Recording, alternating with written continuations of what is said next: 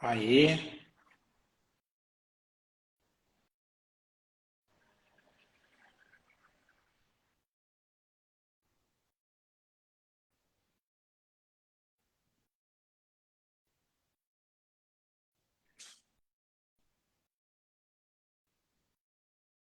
André, já aceitei. Aí, Fala, Kelvin, tudo beleza? bem? Tudo jóia? Vamos começar aqui. Começaram algumas pessoas já a entrar na live. Eu tenho a opção de compartilhar, não, né? Não, não, não. Gente, não, né? Não. Olá, Débora. Ok.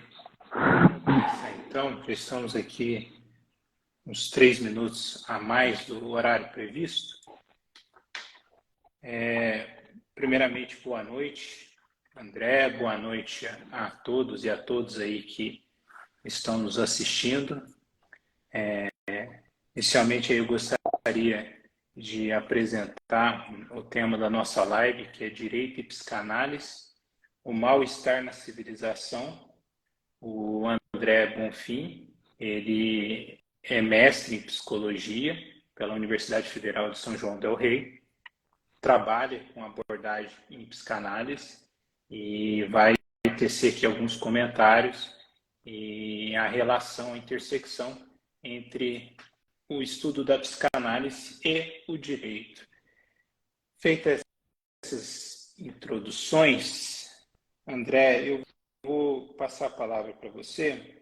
Eu tenho uma primeira pergunta que seria para você explicar para o público em geral qual seria a diferença entre psicologia e psicanálise, já que muitas pessoas costumam confundir esses termos. Bom, boa noite, Kelvin. Boa noite, pessoal. Muito feliz de ver muitas pessoas conhecidas aqui entrando na live. É um prazer estar aqui com vocês essa noite, né? E compartilhando algumas coisas, né? A tarefa de fazer uma intersecção entre psicanálise e direito é uma tarefa muito simples, né? Muito fácil. Sempre que a gente vai fazer essa correlação com outras disciplinas, guarda uma certa dificuldade, né? Da onde a gente sai, para onde a gente vai chegar, mas isso a gente pode discutir durante o percurso, né? Eu acho que a gente pode até colocar mais uma questão aí, né? A psiquiatria junto, né? Qual que é a diferença entre a psiquiatria, a psicologia e a psicanálise? Bom, a Perfeito. psiquiatria, Fique à ela vontade. é a mais fácil de distinguir. A psiquiatria é uma especialização médica. Sendo uma especialização médica, ela vai gozar da ciência médica, dos pressupostos médicos e da terapêutica médica. Ou seja, ao olhar o sujeito em mal-estar, em sofrimento, a prática da psiquiatria é a prática medicamentosa na grande maioria dos casos. Então, o que a gente vai chamar de sofrimento, o que a gente vai chamar de patologia vai ser entendido através de um desvio orgânico, numa dos casos, olhando a partir da psiquiatria. Agora, diferenciar a psicologia da psicanálise, em primeiro lugar, a gente precisa entender que psicologia é um termo guarda-chuva. Há muitas áreas de saber dentro disso que a gente vai chamar de psicologia. A Gestalt terapia e a análise do comportamento guardam diferenças fundamentais. Mas o que a gente pode entender como psicologia? É uma lógica, um pensamento, uma teoria, que vai, a partir daquilo que é manifesto, pensado, agido, tentar entender as causas daquilo e como intervir para mediar sofrimento ou fazer mudanças daquilo que está ali. Para a psicologia, de maneira geral, a gente pode dizer que as causas estão, mesmo que encobertas, expressas no próprio comportamento, na própria ação, ou na cognição que levou ao comportamento. A psicanálise, ela se diferencia porque ela é uma metapsicologia. Isso quer dizer que somente avaliando o comportamento ou a cognição que levou aquele comportamento, eu não vou conseguir determinar uma relação de causa e efeito. Porque um princípio fundamental da psicanálise, que sem isso não é possível falar de psicanálise, é o inconsciente. Então, se eu preciso investigar somente aquilo que eu vejo, e eu preciso investigar somente o discurso manifesto, sem levar em consideração o inconsciente, não posso falar em psicanálise. Então, a psicanálise vai levar em consideração que existem coisas que a gente vai chamar dentro de um psiquismo, que elas não são acessadas diretamente pela consciência. E a consciência não define o todo do psiquismo. A consciência é uma parte do psiquismo que pode não se manifestar, que não pode estar presente em um ato determinado. Então, saindo do inconsciente, a gente vai ter essa disciplina chamada psicanálise. E a psicanálise vai ser um método de investigação para esse inconsciente, um método de teorização desse inconsciente e um método de intervenção, mas sempre levando em consideração a existência desse construto teórico chamado inconsciente. Muito interessante o que você falou, mas só para deixar um pouco mais claro, você falou de uma relação de causa e efeito, né? A psicanálise trabalharia com essa relação de causa e efeito ou não? Ou ela investigaria justamente aquilo que está assim, inconsciente, aquilo que não pode ser percebido, ou se notar uma certa lógica, um certo nexo causal? A gente, assim, responder a psicanálise também tem divisões internas, certo? Então, vamos pegar fundamentalmente o Freud. O Freud argumentava, na maioria das vezes, a favor de um determinismo psíquico. Mas não é porque é um determinismo psíquico que eu consigo diretamente dizer A causa B. Porque A causa B já é um discurso racionalizado a partir da consciência. Então, quando na clínica a gente vai ter o inconsciente se mostrando, a gente vai ver, disso foi para isso, que foi para isso. Mas na parte de modelar fenomenologicamente, não nos é possível. Se isso acontecer, logo isso acontecerá, porque o inconsciente não vai respeitar a mesma lógica de construção da consciência. Ok, compreendi. Tá. E a seu ver, qual seria a importância hoje da psicanálise na atualidade e principalmente para a seara jurídica? É claro que ela teve um percurso histórico, né? E no estudo, inicialmente, acho que ela estudava sobre as histerias, mas como que ela pode ser aplicada, qual a utilidade dela hoje e principalmente para o âmbito do direito? Olha, essa é uma pergunta bastante delicada e com várias implicações. Primeiro, por que a psicanálise hoje? Porque, por exemplo, se nós temos recursos medicamentosos que vão ter efeitos a mais curto prazo, por que não recorrer a isso? Por que recorrer à psicanálise?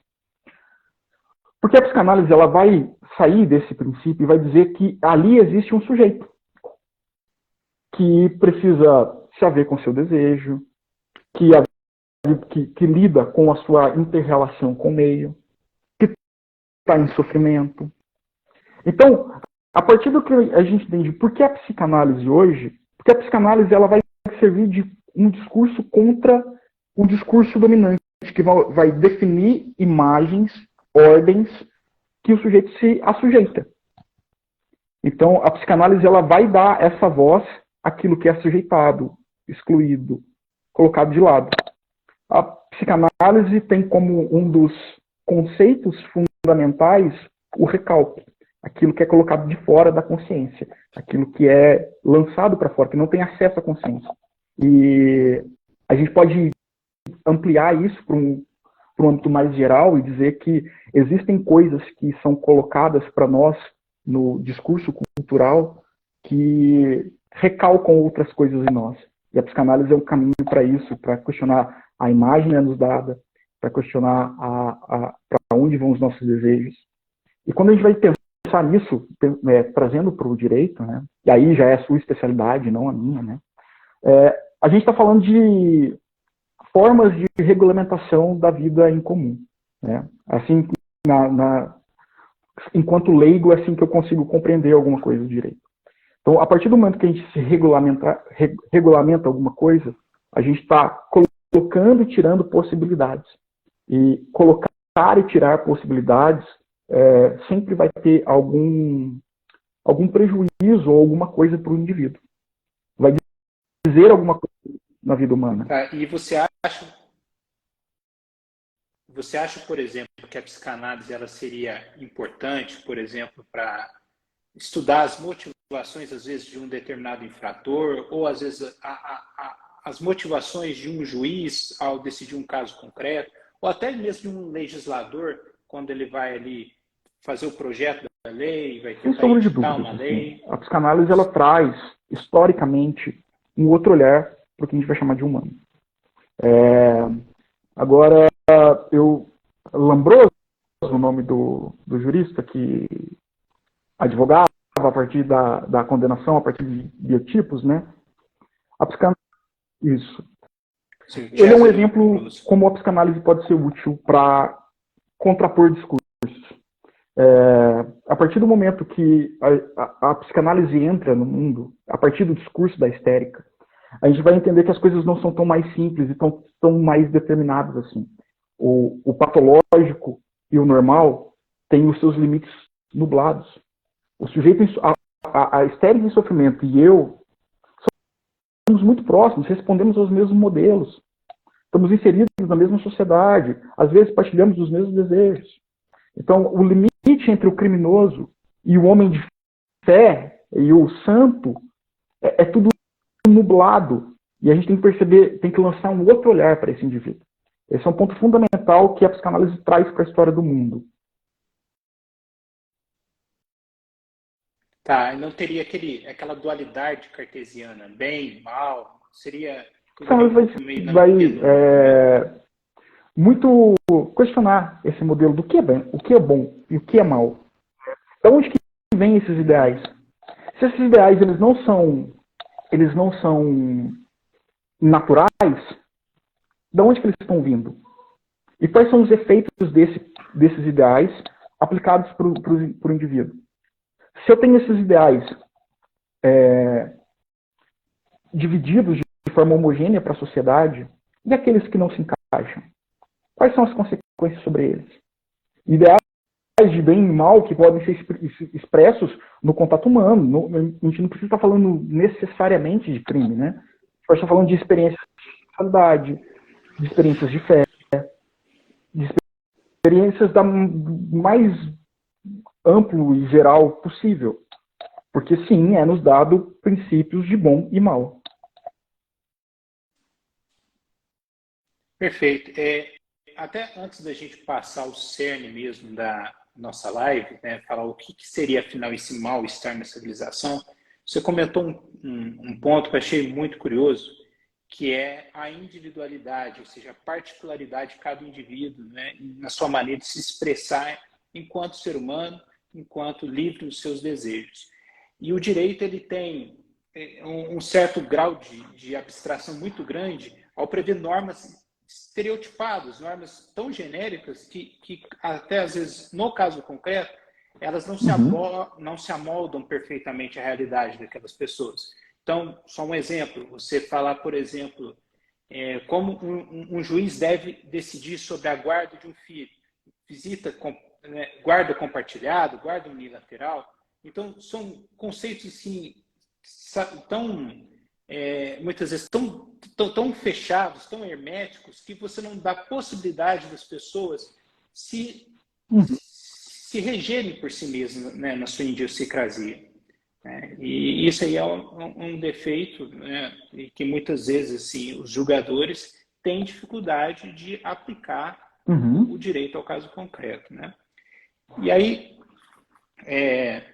André, fala pra gente, afinal, o que seria esse mal-estar na civilização? O Freud ele fez uma obra sobre isso, um estudo? Bom, o Freud fez uma obra isso? Exatamente com esse nome, o mal-estar na civilização. É uma das maiores e mais importantes obras do Freud. Ela não é referência somente para a psicanálise, ela é referência para as ciências sociais, para todo mundo que quer pensar em sociedade. E antes de entrarmos mesmo para discutir o que é esse mal-estar, eu acredito que seja válido que a gente dê uma recuada. Primeiro, entender que, quando a gente vai pensar em contrato social, ou em regulamentação, em normas. O porquê da necessidade disso já não é uma questão só da psicanálise, né? Outras áreas, dos outros pensadores fora, na sociologia, na filosofia, na teologia, pensaram nisso, né? A gente pode trazer, por exemplo, o primeiro ponto da tulip calvinista, a depravação total, ou então o debate Hobbes, Rousseau, o homem em sua natureza, ou a sociedade, ou a luta de classes marxistas. Mas de forma que, se a gente for para esses argumentos, a gente vai perceber que existe a identificação de que existe alguma coisa na sociedade que precisa ser regulada ou coibida, e há uma dúvida se são fatores inerentes ou fatores relacionais. Esse é um ponto muito importante para a gente situar a questão no âmbito maior. Outro ponto que é muito importante, e aqui, pelo menos assim que eu vejo melhores caminhos de aproximação quando a gente vai ter contato com uma outra área de saber, eu acho que 2 pontos são fundamentais. Um é determinante para a gente entender esse conhecimento, e o outro é bom, mas deve ser usado com sabedoria. O primeiro ponto que é determinante, quando a gente está falando de ciências humanas, é entender que as áreas de saber, ao se lançar o seu objeto humano, vão ter o que nós chamamos de ideias de homem, concepção de homem. Isso é muito importante. E a outra coisa que é importante, mas tem que ser usado com sabedoria, é entender que o autor fala de um lugar. Ele fala de uma determinada época, a partir de um determinado construto teórico, e de suas vivências específicas nessa época. Digo que isso é importante, mas não determinante, porque quando a gente dá mais importância a isso do que o devido, a gente corre o risco de reduzir o autor à sua época e quebrar aquilo que é maior da obra que chega até hoje, né? E nesse caso a gente está conversando de uma obra de 1930. São quase 100 anos a publicação do Mal-Estar na Civilização. Então, fazendo essa colocação, eu quero passar por esses 2 pontos, né? Como é que o Freud chega a esse ponto, em termos da onde ele está falando, e um pouquinho da concepção de homem do Freud, porque sem isso, entender para onde que o Freud está indo é muito complicado. Entenda que, a psicanálise, a gente vai dizer, a maioria dos autores vão aceitar que a psicanálise nasce em 1900, com a publicação A Interpretação dos Sonhos. Então, a gente tem um sujeito que de 1900, pensando em casos histéricos, chega em 1930, falando que existe um mal-estar na civilização. E nós temos aí o Freud, que ele era um iluminista claro, evidente. Se você pega as primeiras publicações do Freud, até aplicadas à terapêutica, à análise, havia a aposta de que se um conflito psíquico inconsciente fosse revelado ao paciente pela razão, o conflito se desfaria. Então aí é uma superestimação do poder da razão. Só que tem alguma coisa que é muito importante que acontece entre 1900 e 1930, que é a Primeira Guerra Mundial. A Primeira Guerra Mundial é um fator histórico determinante para a gente entender muitas coisas no pensamento do Freud. Porque a gente tem mapeados em cartas já o quanto que foi pesado para o Freud essa experiência. E a gente sabe que ele tinha uma ascensão judaica, não tinha? Mas ele tinha filho na guerra, tinha amigos, um dos maiores colaboradores, que é um dos autores que eu estudo, o Sandor Ferenczi, estava como médico no front. Então, o Freud, ele não esteve no front, mas se envolveu, tinha pessoas e ficou muito preocupado com a situação. Mas a Primeira Guerra Mundial, ela é um tapa na cara da ideia da plena racionalização. Os ideais iluministas são colocados em xeque porque a violência explícita e manifesta se faz presente. E essa quebra dessa expectativa de que a razão resolveria tudo, de que caminhávamos para um período de perfeição e de transformação plena por meio da razão, é quebrada. E aí a gente vai ver na obra do Freud um crescimento de um pessimismo. E aí esse pessimismo, não é que o pessimismo ganha domínio afetivo sobre ele e domina sua pena. Não. esse pessimismo permite que ele veja coisas que ele ainda não era capaz de ver e coloca em xeque a racionalidade por trás da construção social. E outro ponto importante é situar esse homem de que o Freud está falando. Primeiro, eu já disse, né, que o Freud sai de uma teoria de um inconsciente. Então, a primeira teoria do Freud para dizer o que é o aparelho psíquico, todos, acredito que a maioria das pessoas conhece, consciente, pré-consciente e inconsciente.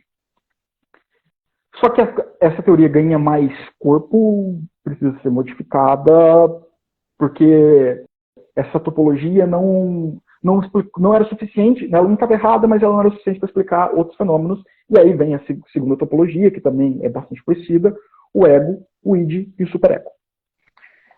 Então, e também, dado o ponto teórico que o Freud está, o Freud ele enxerga na humanidade dois princípios fundamentais que estão em guerra.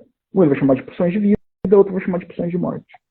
Um princípio que, não querendo ser muito rigoroso, né, mas para esse texto, essa aplicação é o bastante, um princípio de união e unidades cada vez maiores, em plena união, e um princípio de dissolução. Um vai se manifestar pelo amor e o outro vai se manifestar pelo ódio, pela dominação. Então, este é o indivíduo de que o Freud está falando e este é o lugar de qual o Freud está falando. É importante lembrar que esse é um dos grandes textos do Freud, mas já está mais próximo do final da vida dele. Então, há algumas reflexões, há alguns apontamentos e há um desapontamento marcante. Você tocou ali, falou que o Freud teria uma inspiração iluminista, né? Mas, assim, me parece que ele concorda muito mais lá com Thomas Hobbes, sobre o autor lá da obra Leviatã, do que o mito do bom selvagem do Rousseau. O Rousseau vai dizer que o homem nasce bom e a sociedade o corrompe. Já o Thomas Hobbes não, diz que o homem ele é animalesco, ele é mau por natureza. O Freud, ele dá, em termos gerais, porque existem algumas coisas na obra do Freud que elas são mais complicadinhas, assim. Em termos gerais, o Freud vai apostar no fator constitucional. O homem nasce com essas tendências. Mas sempre há espaço para o elemento relacional. Ele trabalha esse elemento relacional tão bem quanto ele trabalha o elemento constitucional? Não. Mas há espaço e a psicanálise vai ter outros autores que vão dar mais ênfase ao elemento relacional. Desde a primeira geração, com o autor que eu já citei, o Ferenczi, esse elemento relacional vai ser evidente. Só que o grande expoente, o mais famoso, é o Donald Winnicott, que daí vai ser um psicanalista em inglês. Feito toda essa grande introdução, eu acho que agora a gente pode ir para discutir o que o Freud vai falar sobre esse mal-estar. Então o Freud ele vai identificar logo de cara que a vida não é fácil. A vida é difícil. Nós somos colocados em situações, em posições que são árduas. E nós precisamos, para suportar, nós com grande frequência usamos alguns paliativos, né? E a vida é difícil. Aí ele vai fazer a grande questão. Mas qual é o sentido da vida? Ele falou assim, poxa, já inúmeras vezes fizeram essa pergunta e ninguém chegou a um resultado, a uma resposta satisfatória. Talvez essa resposta não exista. Então, pensar a partir daí seria uma reflexão bastante infrutífera.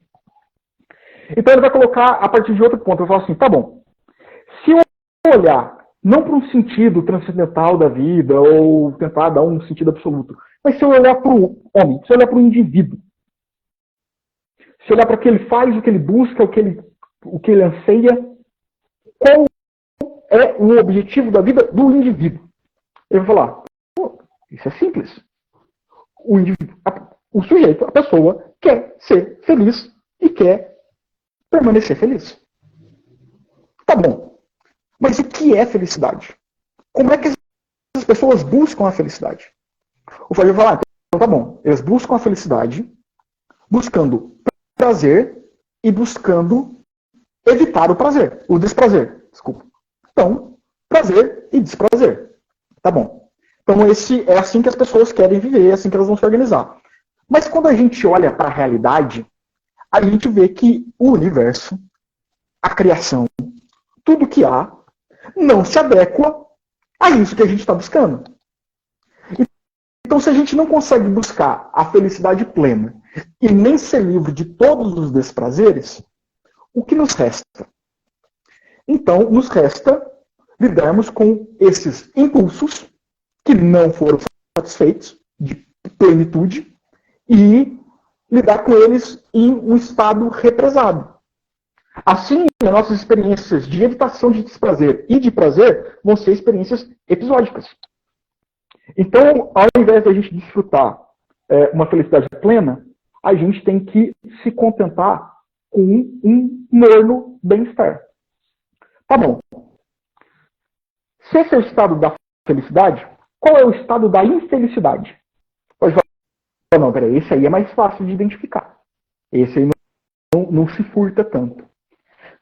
Então, eu vou dizer, nós sofremos a partir de 3 fontes. Primeira fonte, a fragilidade do corpo. Nosso corpo é frágil. Desde o instante que a gente nasce, a gente está caminhando para desvanecer. Outra fonte de sofrimento, a força e o poder da natureza. O ambiente que nos circula, ele é fonte de perigo a qualquer momento. Dado o que a gente pode ter visto com a imprevisibilidade de ter surgido uma pandemia mundial. Por mais que nós tenhamos feito técnicas para tentar evitar o peso da natureza, nós ainda estamos à mercê. E ele vai dizer, a terceira fonte de sofrimento é a relação com os outros homens. E vai dizer que há uma insuficiência presente nas normas que regulam os vínculos humanos, tanto na família, quanto no Estado, quanto na sociedade. E para o Freud, essa é a maior fonte de sofrimento.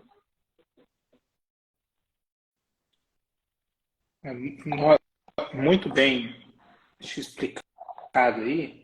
E assim, até eu queria até emendar isso que você falou, que você falou assim que teria 2 pulsões básicas, né? Uma de vida, uma de morte, uma de união e uma de dissolução. E agora assim, mais assim, ligando com o direito, e você falou até dessa terceira forma de sofrimento que seria maior para o Freud, que é a relação com os outros, né? Concluindo, você vê então o direito, a regulação social, né? Tanto a moral quanto o direito, seriam formas aí de mal-estar para o homem na civilização? Para te responder isso, cara, honestamente, eu preciso dar um passo a mais assim, na explicação. Porque agora a gente sabe, né, como é que o estado atual, né?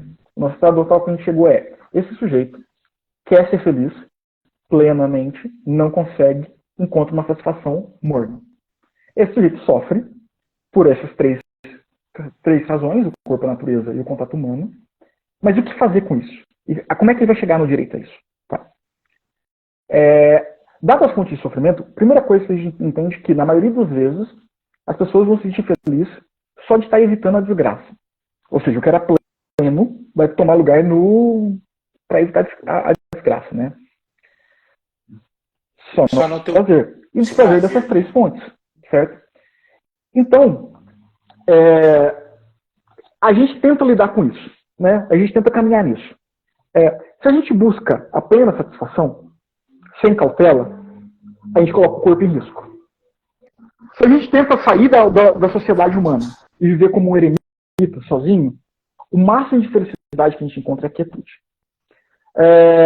A gente consegue lidar com a natureza, mas só dentro da comunidade, dentro da sociedade, dentro da técnica humana. Então, a gente entende que, primeiro, que essas fontes de sofrimento elas são inescapáveis. Essa é uma situação constitucional. Essas fontes de sofrimento são inescapáveis.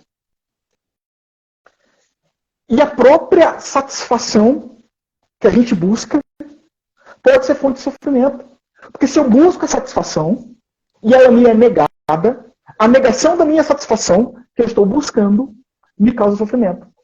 A gente pode imaginar um bebê com fome. Ele está buscando satisfação, ele está buscando que aquela necessidade seja suprida. Mas o caminho de buscar satisfação, enquanto o ambiente não se volta a ele para satisfazê-lo, é uma experiência de profundo desprazer. Então, esse é o estado... esse é o grande estado, né? Essa é a nossa grande situação, assim, né? Então, a gente pode tentar criar gerências, submetendo os nossos impulsos à realidade. A gente pode tentar recorrer à fantasia, aos relacionamentos. A gente tem a grande forma para que a sociedade se lança muito mão disso, que é a sublimação, que é pegar os nossos impulsos e dar para eles funções socialmente aceitas, socialmente valoradas, né? Mas, de fato, em todos esses caminhos, de todas essas formas, a satisfação plena não é alcançada. Há uma falha. Então,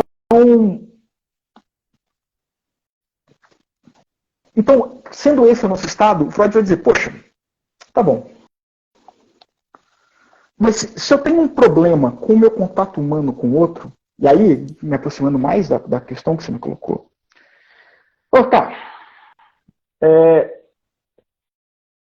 nós, nos nossos contatos, criamos instituições.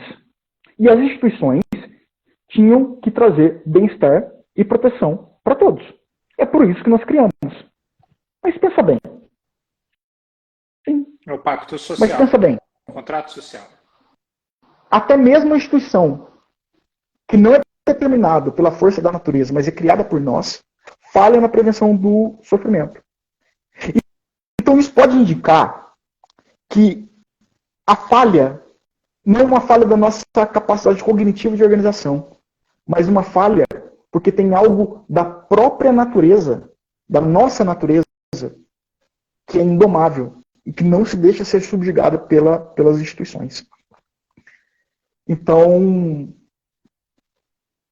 ao entrar na civilização e ter contato com outro homem, criamos instituições, elas falham e nós sofremos. Mas se nós nos retirarmos da sociedade, todas as formas que nós temos de controlar, tanto o nosso corpo, para dar saúde e prolongamento da vida, quanto a natureza, que são as outras duas formas de sofrimento, precisa da presença na sociedade humana. Então, fica numa situação onde não há saída, né? Não há onde correr, né? Então, e a civilização, as instituições, elas não se colocam de graça, né? Elas nos privam de algumas coisas. E privam porque são criados ideais culturais. Então, esse é o grande quadro. Então, a gente está privado, sofrendo. Estou retomando assim para que fique mais fácil para a pessoa entender. Então tá. E eu tenho falado de civilização. O que o Freud chama de civilização? Isso é muito importante, né? O Freud chama de civilização a soma das realizações e das instituições que vão diferenciar o humano dos seus antepassados animais. A civilização tem dois motivos. Tem duas funções fundamentais. Proteção contra a natureza e regulação do vínculo entre os homens. Tá? E aí, dando enfoque ao segundo ponto, porque o primeiro acho que a gente já falou bastante, quando a gente pega em pensar na regulamentação, a gente vai entender que tem um porquê a gente regulamentar, certo? Porque o que acontece se a gente não regulamenta os vínculos sociais? A gente cai no estado de arbitrariedade individual, certo? O mais forte, fisicamente, dominaria o mais fraco. Até que esse mais forte encontrasse alguém mais forte que ele, e mais forte que ele, e mais forte que ele. Então, ficaria numa relação de dominância. Mas quando a gente se une, a gente cria uma maioria que é mais forte do que qualquer indivíduo. E a esse poder que se conserva e que se mantém diante de qualquer indivíduo é o que o Freud vai identificar como o direito. O direito para o Freud é essa força da coletividade que vai se opor à força individual.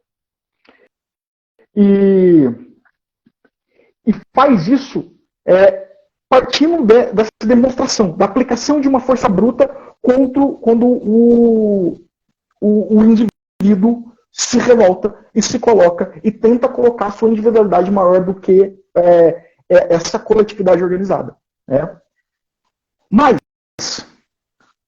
o que a gente tem? Imagina o seguinte, eu sou o mais forte e o mais poderoso.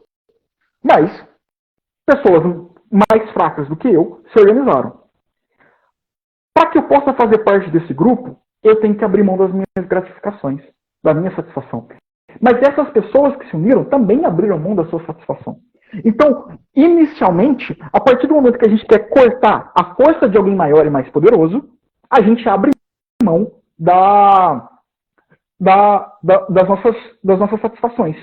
E espera que esse grupo agora que se estabeleceu faça o mesmo para que essa lei não seja a força de um grupo sobre outros grupos, que se repetiria o modelo individual, mas que seja generalizado. Então, é interessante pensar para o Freud, a liberdade individual ela não é um bem cultural. A liberdade individual ela era maior e mais poderosa antes da civilização. Só que ela era insignificante, ela não tinha força nenhuma, porque era impossível defendê-la.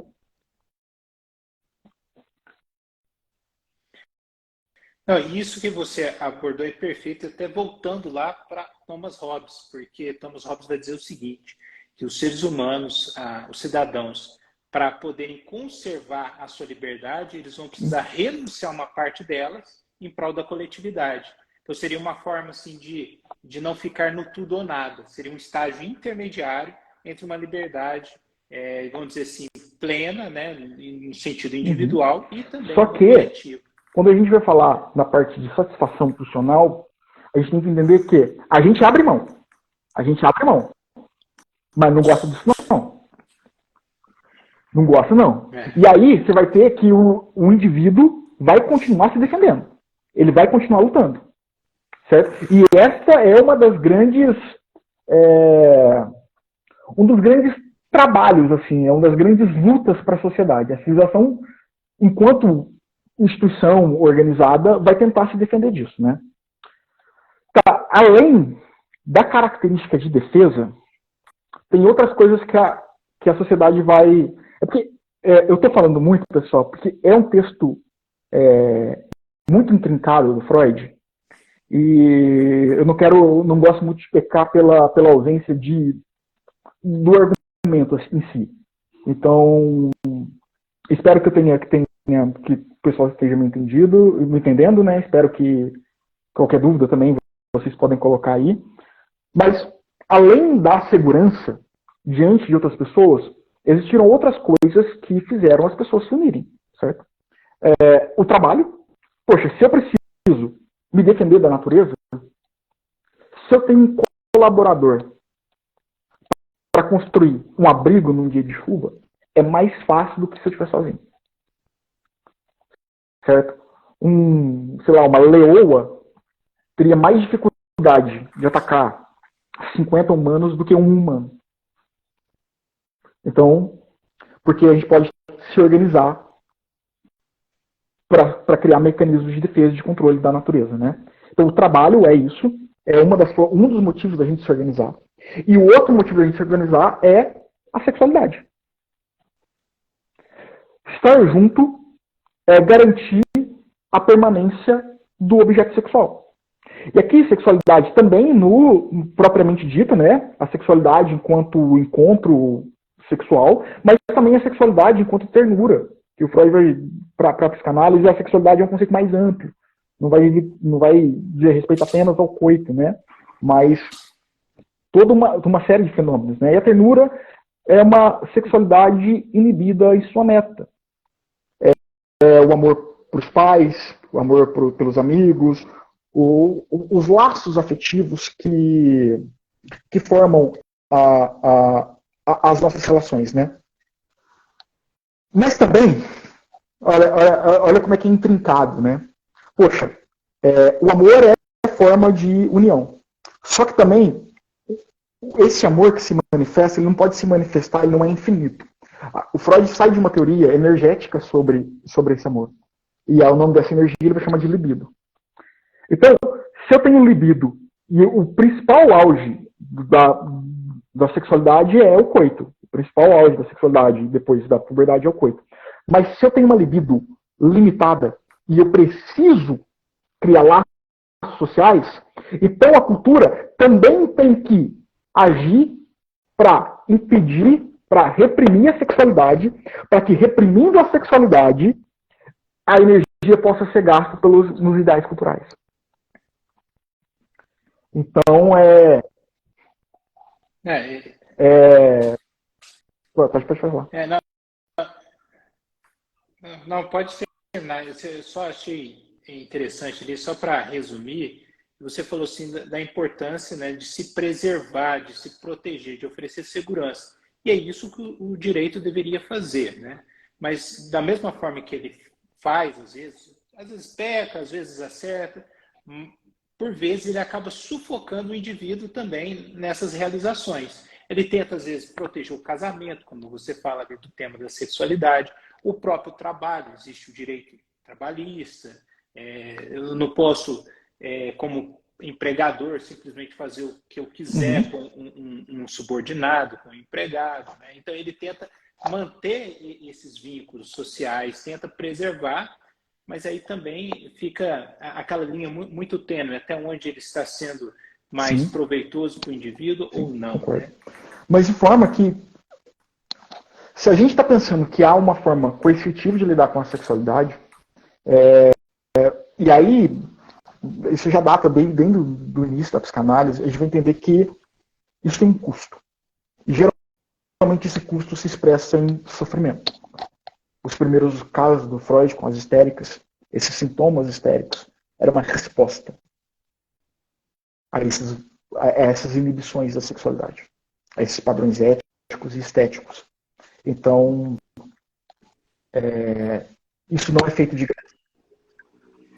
Mas a cultura não vai agir somente sobre a sexualidade. Existe uma outra tendência, como eu disse no começo, que é uma tendência que se manifesta por vias da agressividade e da dominação.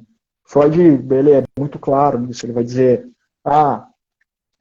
não se enganem, o humano não é apenas um animal doce que se defenderia apenas, que agrediria somente se fosse atacado, não.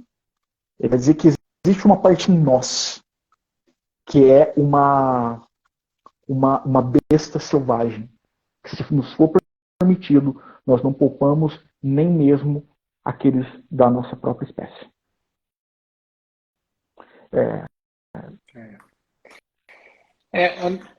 André, assim, a gente vai chegando ao final, né? Já estamos com 45 minutos de live. É claro que aqui dava para a gente falar muito mais, né? Tinha até que eu tinha comentado com você também sobre a obra lá do Totem e Tabu e também a inspiração ali que o próprio Hans Kelsen, né, quando foi formular a teoria pura do direito, ele acabou bebendo ali, né, toda aquela contribuição cultural, intelectual do Freud, do Círculo de Viena, né? E aí, né, já aproveitando aí que a gente está no desfecho, deixo assim, um espaço, nós estamos com 6 pessoas nesse momento, né, na live, se alguém tiver alguma pergunta aí, e alguma curiosidade, algum comentário a fazer, estamos aí abertos. Alguém aqui, deixa eu ver quem está na live, deixa eu ver se eu consigo ver quem está. O Wagner, Alex, Débora, Tina, o Wilton, estava com mais gente, chegamos a bater acho que 12, 13 pessoas. Tá bom, né? Só para terminar o argumento, cara, tá? Para quem estiver interessado, assim também, quem quiser depois continuar o assunto, tá, acho que todo mundo aqui já me tem no Instagram, então só manda mensagem que eu continuo com esse assunto com o maior prazer. Se alguém que não me tem no Instagram, pode adicionar que a gente continua, certo? Mas a gente tem que entender que é o seguinte, vamos lá. A cultura ela vai colocar inibições tanto a sexualidade quanto a agressividade, tá? Mas o que acontece com... A Tina está comentando que queria outra live dela. Vamos fazer mais. Que bom que você está aqui, Tina, fico muito feliz.